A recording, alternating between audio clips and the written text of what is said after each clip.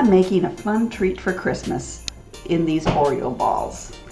It starts with some cream cheese. You have to soften your cream cheese, and this has been setting out for a couple of hours, which makes it a little more sticky to transfer, but you do need it soft.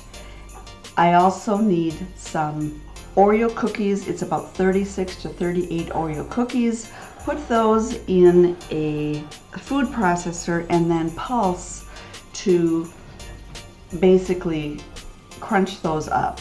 You want to keep pulsing because what happens is it mixes and kind of the chunks fall while it's going up and down, and then as the cookies break up, you can do it a little faster. Take the top off and let's check this. I'm going to stir this, and I'm still seeing a few chunks in here. I'm going to stir up from the bottom to make sure nothing got stuck there.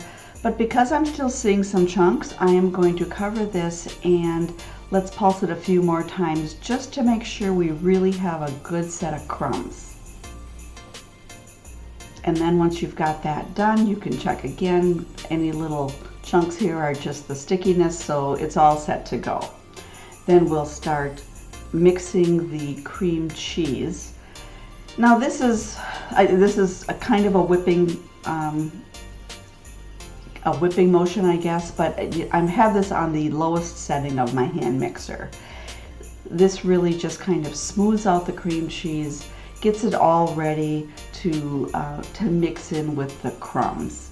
So just give this a good whip. It also ensures there's no cold spots in the middle of your block of cream cheese. And then I like to take a spatula and kind of pull that away from the edges so that this is all ready to start mixing in.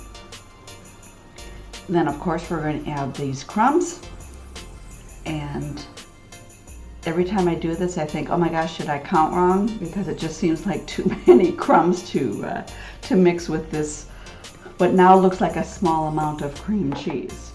But go ahead and start mixing. I like to start with that spatula, which I already have, and just kind of fold it in gently and continue folding. And you can see I kind of press and just do this for as long as you can. You can see when it gets to a point where it's really thick and it's really tough to do much with this spatula. But I'm still seeing streaks, and so clearly it's not done. So I'm going to switch to a wooden spoon, and then this will do a better job once you get to the stage where the dough is this stiff that it's pretty tough to mix with a spatula. But just stir it until it's nice and uniform as it is here, and that's when you have your mixture all ready to form into balls. To form the balls, I like to use a small cookie scoop, which measures and makes sure they're all the same size, and then form them the rest of the way into a ball with my hands and transfer it to a lined cookie sheet. I'm using wax paper, which is fine since we're not going to bake these. And just continue doing this with all of the dough until you have the balls formed. These then will go in the freezer for at least 15 minutes to get nice and cold and set up for coating. During that time, I will melt some of my candy melts. I'm going to use both the chocolate kind as well as the white kind to make my Oreo balls today. And then after the 15 minutes, we can start coating. Now, I am going to just show you with the white version of the melts. I like to just use 2 forks and kind of roll these around and then transfer it to another piece of wax paper. The 2 forks kind of give you a little more control over the Oreo ball. It also is kind of a way to, you lift them up, and then I use the one to hold it and the other one kind of scrapes that excess coating from underneath so that you're not just transferring all this excess coating and just the stuff that is on the actual ball.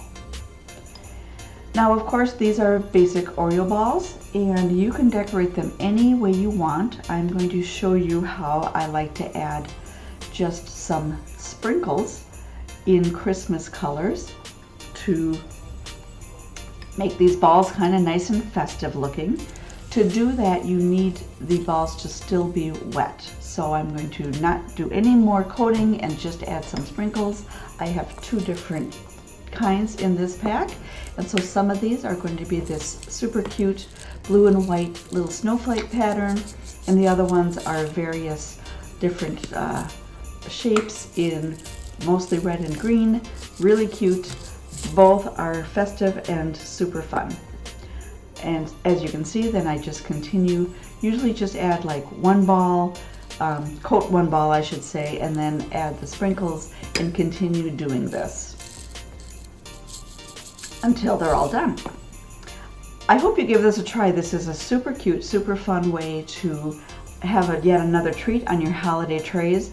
And be sure to tune into my next video where I'll show you how I make my Oreo balls to look like snowmen. Enjoy.